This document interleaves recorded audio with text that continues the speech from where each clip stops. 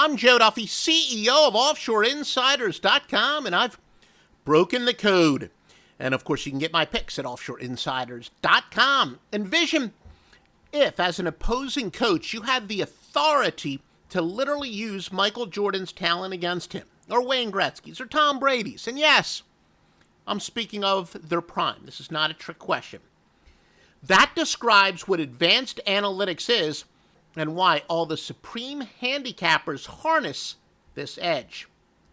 If I could summarize what many angles in the next-gen handicapping boast in one word, it would be counterintuitive. Long-standing clients already are in the know.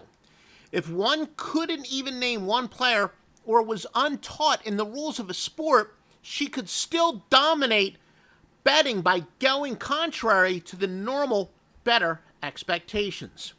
As an example, she could simply eyeball straight-up records, compare it to the point spread, and observing the line makes no sense based on said criterion that we just used, we could use the oddsmakers' knowledge against them.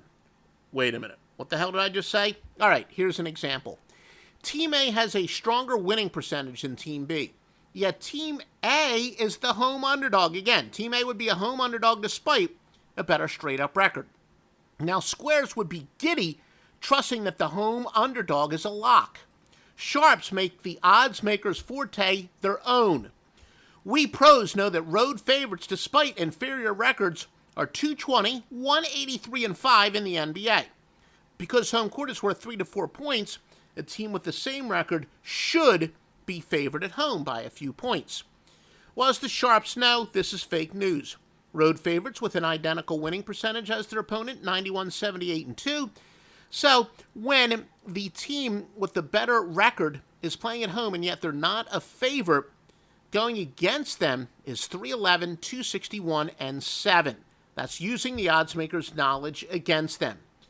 There are skilled handicappers out there that I have no problem admitting that many of them can probe personnel matchups much better than I do.